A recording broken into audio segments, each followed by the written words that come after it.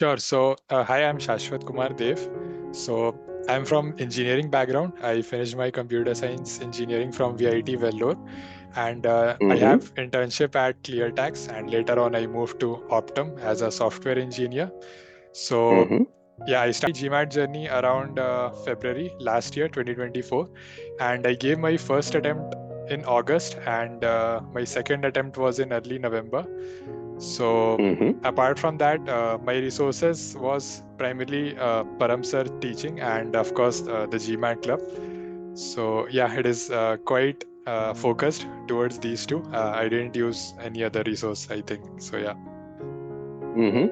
So, in that, Shashwat, what would you say is the average amount of time that it took for you to prepare end to end for the GMAT? So, let's say a similar working professional in your shoes, right? Hmm. So, how long do you reckon? Because you have worked on Monday through Friday, Yeah. possibly even on Saturday, right? Yes. Yeah. So, how much time during a week, apart from the classes, should one look to devote to their GMAT preparation?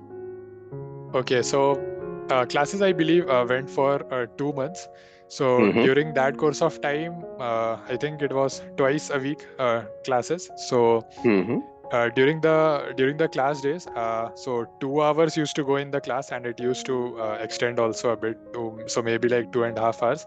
Apart from Mm-hmm. that, I gave around 1.5 hours, and the non-classes days I used to give around Mm-hmm. 2.5 to 3 hours, but that was quite variable for me because it depended on the workload as well. So the Hmm. Monday to Friday, if it is a bit hectic, I used to reduce it, and some days if the work is little less, I used to extend it to 4.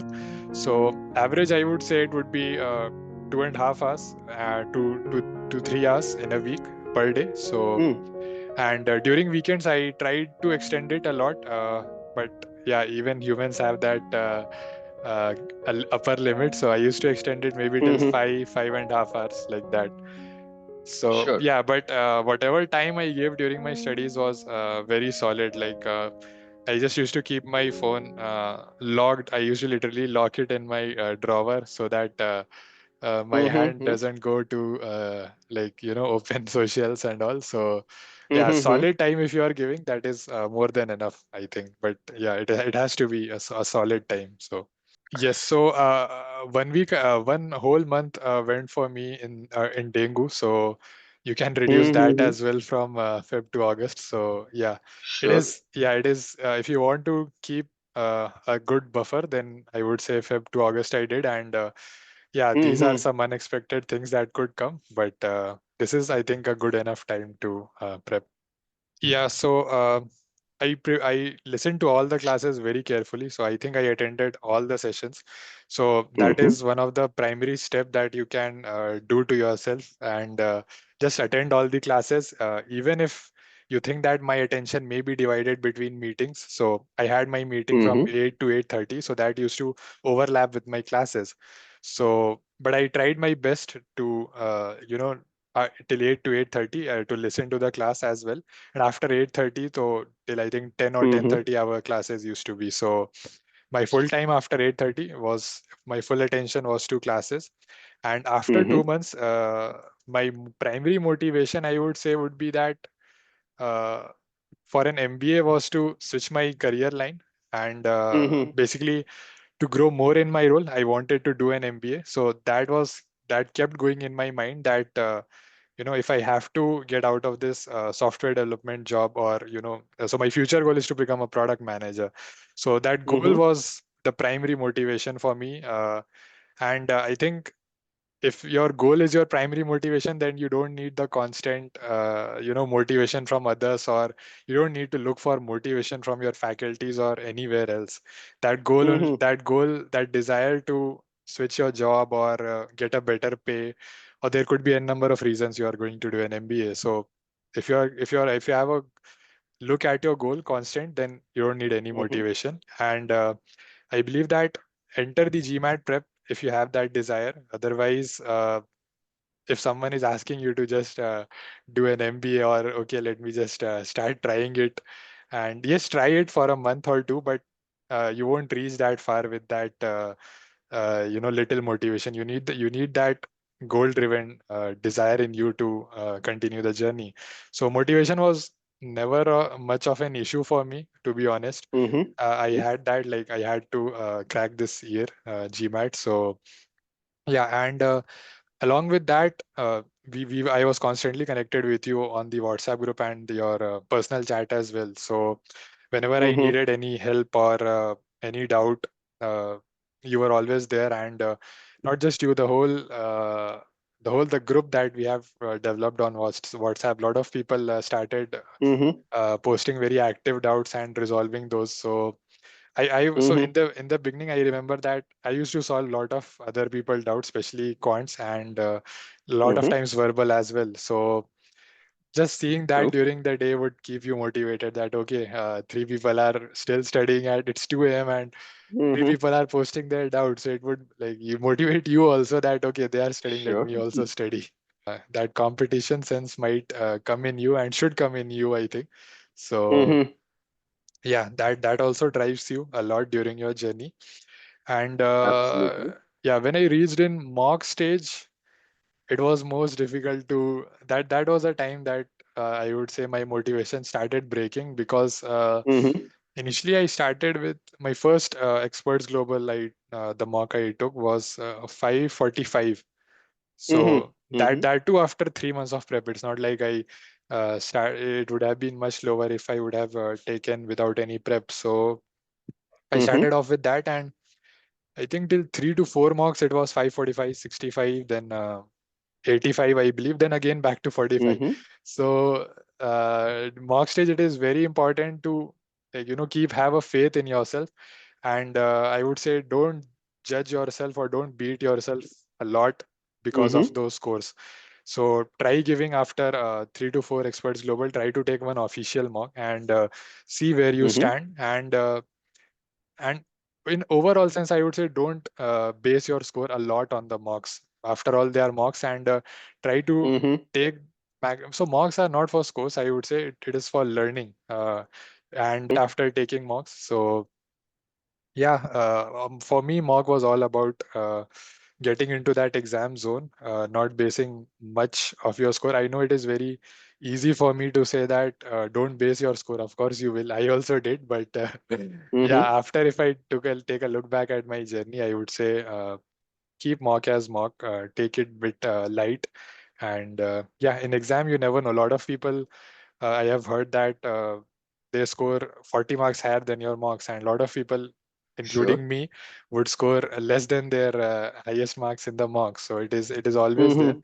So yeah, Mm-hmm. a lot of people would say that okay, I did it by myself and all that, but if you are a working professional, I think you will Mm-hmm. need that sharp guidance, because when I entered the GMAT prep, I had literally had no knowledge. I just knew that for an MBA abroad and for ISB and all that, we need an GMAT score. So I entered with that, Mm-hmm. and from the coaching, you will get to know exactly what you need to study and what is all in the exam.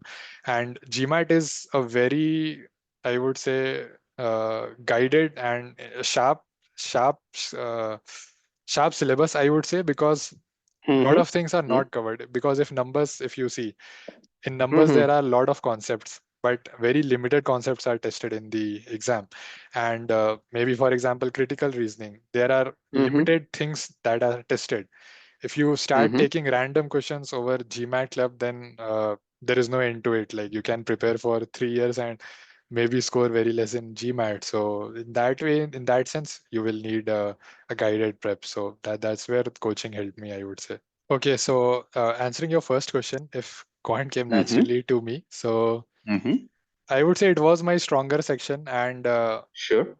maths is something that I love doing right Mm-hmm. from my school days in 11th, 12th. I actually liked doing mathematics. I liked solving the problems. I liked cracking the code behind it. So Mm-hmm. that's why maybe it came naturally to me, because I had practiced it a lot, maybe during my school, and then during the Mm-hmm. engineering I had touch with it during my first year maybe. And yeah, again, when I started Mm-hmm. the quant studying, it I developed an interest in it. That's why I was liking it. So that's why maybe Mm-hmm. it came naturally to me because I enjoyed doing that section, if I have to put it. So along with Mm-hmm. that, verbal, I would say, was not very enjoyable for me because, Sure. of course, it is bit trickier when it comes to critical reasoning and cracking the passage. It's not like your school passage where the answer is given in the passage and you just need to find it. But once you start your journey and you start realizing that, Mm. okay, there are frameworks behind it and there is a mechanism that works. And once you start Mm-hmm. understanding what question is asking exactly, then you will start Mm. actually liking it also. Because I believe critical reasoning, I started liking it at a point, and Mm-hmm. find what strengthens the argument. So if you actually put yourself in the position of the author and see it from a perspective that, okay, an author is sitting and he's explaining it Mm-hmm. to someone. So once you start taking all that, it will become really interesting for you. So Mm-hmm.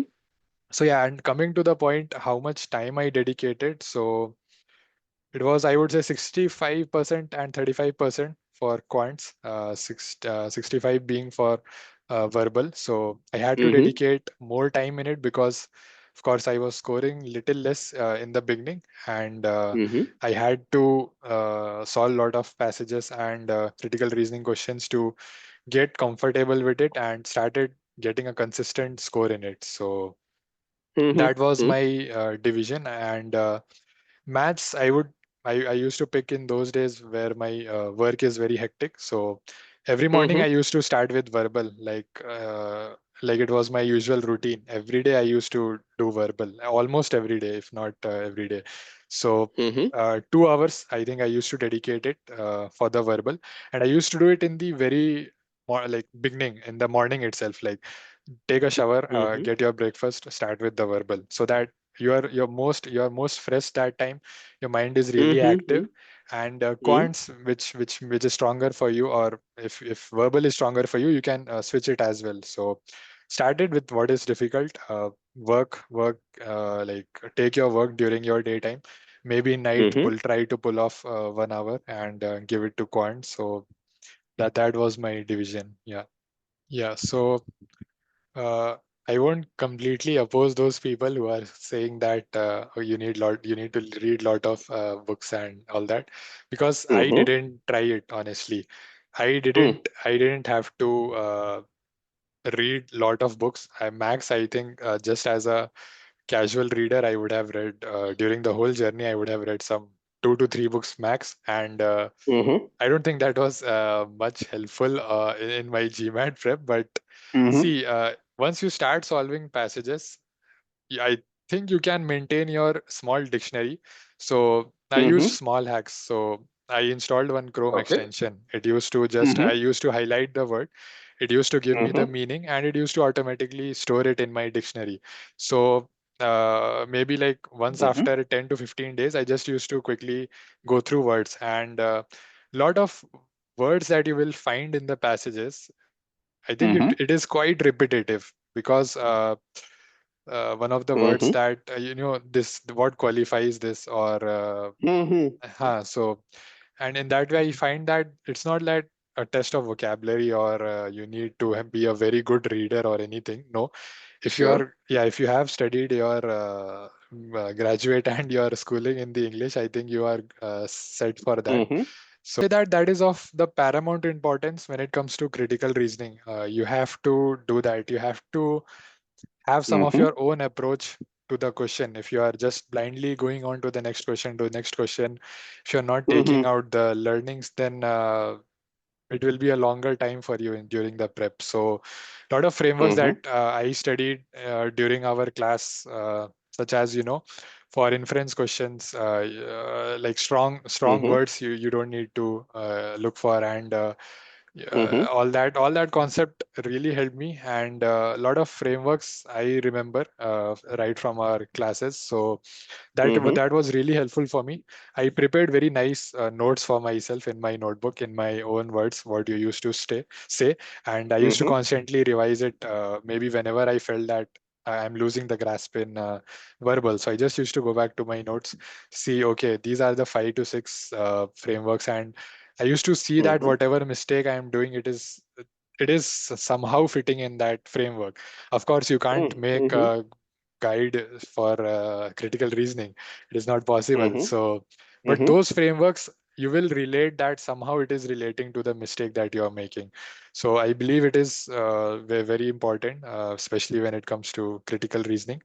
And Mm-hmm. for my verbal DI, I would say once you start practicing DI, so Mm-hmm. DI is probably the least amount of time I have given in terms of my prep. And because Mm-hmm. this is because quants was good for me, and verbal I was Sure. practicing a lot, and it is just a combination of those two. So you just Mm-hmm. need to see what is going on in the question, in the sense that if you are reading a lot of info that is given, it is quite useless. So Mm-hmm. if you do a lot of questions, try solving them on GMAT Club, you will start identifying, okay, this part is useless. And once you are reading in the exam, you will think that, okay, this part is at least like lesser important. If some Mm-hmm. mathematical figure is given in the question, then you will automatically think, okay, this thing I like, it is good to keep in your mind. And MSR, Mm-hmm. lot of struggle was there for me, but and I realized that it was because that I was taking a lot of notes of useless things, which was never asked in the question. So Mm-hmm. yeah, so you can like take a vague note in your head or in your notebook that, okay, this part of information is given in the first, and this part maybe is given in the second, and yes. So your RC skills will definitely come into use in into the MSR, because Mm-hmm. in the RC we are like, you use, or we are taught that, don't take all the information to your heart. Like, you don't need to remember Mm-hmm. it. You can always go back to the passage, just form the what that paragraph is trying to tell you, just take so even I used to take very small notes, very brief notes. So in that I used to summarize passage, try to summarize passage initially when you are starting your prep. This is, I believe, very important.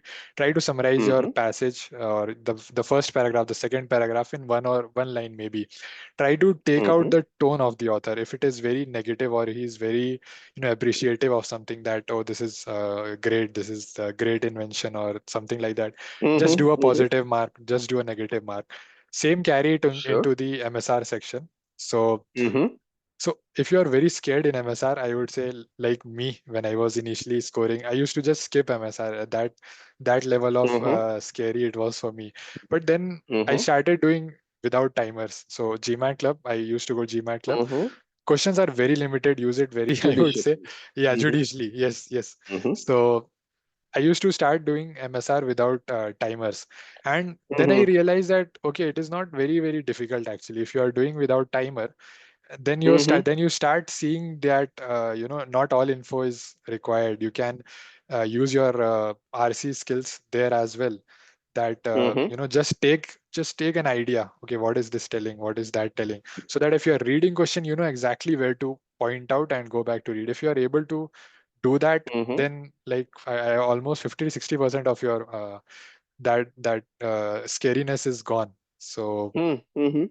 yeah, try doing that. And lot of the TPA questions. Okay, so the Mm-hmm. questions used to come event like those event one, event two, the Sure. constraints, that constraints problem. Okay, Mm-hmm. Mm-hmm. so you will find that if you practice 2 3 of those, initially you were Mm-hmm. taking 5 minutes, but if you are practicing few questions like that, it will automatically come to you in like 3 minutes or 2.5 minutes. Mm-hmm. So once you start taking very small notes for them, it helped for me. So you will start identifying, you will start seeing for yourself that okay, this Mm-hmm. information is going to be useless, and you will Mm-hmm. develop that intuition. So that will of course come with practice. It won't come, and it won't come in the beginning, of course. Idea would be to get so comfortable with these types that bother you that whenever it is coming in your exams, you are like Mm-hmm. unfazed because of it. Like it is just you just treat it as another question. MSR is coming, Mm-hmm. practice it so much during your preparation and mocks that it is just another question. It is nothing. It is like one more question, number 20 or 18, just a number for Mm-hmm. you. So that level I think if you are reaching, then you will score well in DI. Just keep your nerves. Yeah. So for me, I would start with verbal first. So Mm-hmm. uh, I went along with the classes in the beginning. So whatever you were asking me to do, like right after the Mm-hmm. class, we were given homework or a set of assignments. So the Mm-hmm. first 2 months, like I followed your word like fully. After the class, I used to attend all the assignments that was given me. So that I Mm-hmm. would say was the concept development phase for me, like full concepts and only the questions that you have given. So Mm-hmm. after 2 months, I would say one of the thing that I would like to add here is start your error log early in your journey. So conceptualization Mm-hmm. in verbal, I would say, is uh, if you want to put conceptualization, then 2 months is enough to develop that with your faculty or with the coaching that you are taking, or if you are prepping alone. So that Mm-hmm. is developed there, but your learnings has to continue till probably till like 4 to 5 months in your whole part of Mm-hmm. journey, I would say. So maintaining an error log is like the best thing you would do to yourself while you are prepping, and this I cracked in maybe around June. So I started developing a Mm-hmm. proper error log right from June, and I would say I Mm-hmm. started it late. I could have started early, and that is very helpful to you because you will start seeing what is your what mistakes are you constantly making. So Mm-hmm. and for me in the error log for the verbal, I used to add a lot of learnings. So you can say Mm-hmm. it's like a concept for you, but yeah. So start maintaining it early, and conceptualization versus application, for me it was a mix. You have to find a Mm-hmm. balance, strike a balance between the both. Person Mm-hmm. A who is doing 70 questions a day is in my opinion not very Mm-hmm. fruitful, and the person Mm-hmm. B who is afraid of going into the sea water and is just trying Mm-hmm. Mm-hmm. concepts, that also is not a good way. So initially, Mm-hmm. if you think that okay, I'm lacking concepts, I don't know what weekend question I have, how to look at it, your Mm-hmm. your answer will come from your inside itself, that okay, I'm starting to get comfortable now. I need to shift my studying from going into more concepts to going into more bit of an application. But Mm-hmm. still, if I have to come to number of questions, daily I would say three passages, 3 to 4 passages I used to look at, 7 to 10 Mm-hmm. 10 CRs maybe, and that is enough, I think.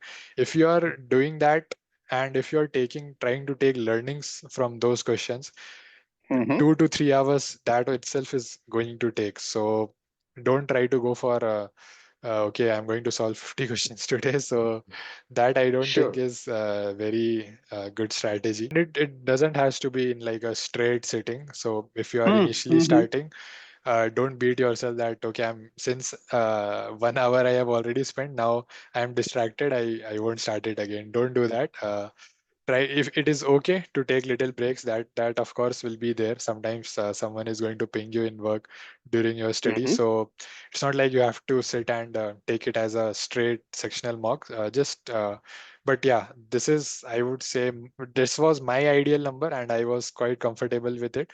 So even in morning, if I'm able to solve 3 passages, and maybe I got to work early, and if I'm getting time sometime in the night, I try to just solve 5 6 CR questions like that. So yeah. Mhm. Mm-hmm. Okay, so coming to the first part of the question, I would say that is quite dependent on you. So for Mm-hmm. me, verbal was a bit slow was coming a bit slow for me. So Mm-hmm. I may have started timing it For sure, initially in the when we were when I was attending classes, I didn't time Mm-hmm. myself. Of course, I Mm-hmm. once I started getting bit comfortable. So, for example, strengthen and weekend I have done in my class. I have solved Mm-hmm. 40 questions from the GMAT club.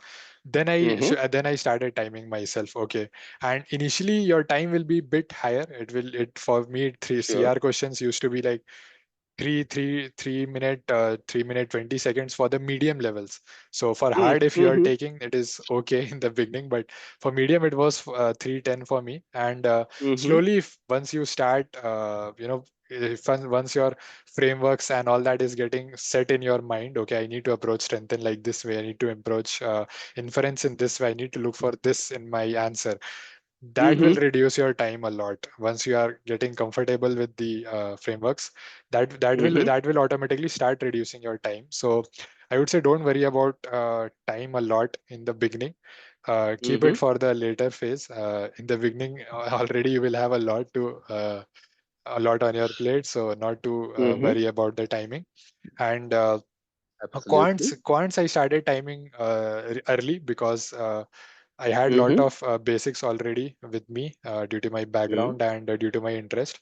So Mm-hmm. once you are comfortable, would be my answer. Start timing yourself. So maybe Mm-hmm. after 2.5, 3 months, and quants maybe after 2 months. So that was my strategy. And coming to the mocks, Mm-hmm. my strategy was 37 minutes. So first 6 minutes, if I'm starting, so little bit easier questions used to be there. So in the Sure. initially 36th or 37th minute, like total eight Mm-hmm. minutes, I used to try to reach the 5 question mark, and Very good. I used to see my timing on the fifth, 10th, 15th, 20th question. So Mm-hmm. uh, this was very helpful for me because initially I had no strategy and just keep looking at timer whenever I wanted. Don't do that, Mm-hmm. please. So yeah, once you are in the mock, try to discipline yourself in that way that I'm only going to look at the timer at fifth question, at 10th question, at 15th. So for me, like first 5 questions, if I'm on, so it says time remaining, not finished. Mm-hmm. So 5 questions, if I'm on 37th minute or 36th minute, that is fine for me. Then on the 10th Mm-hmm. question, if it is like 27th minute, 26th, that is that means that I'm pacing myself well. I don't need to rush it a lot. So this is how I Mm-hmm. used to do it. For verbal especially, yeah, because quants, for sure, initial ones are very very easy. You have Mm-hmm. to do it fast because Mm-hmm. in the end the questions are going to get tough. So that accuracy Sure. and speed you will have to maintain. So that is a very critical aspect of the GMAT. Yeah.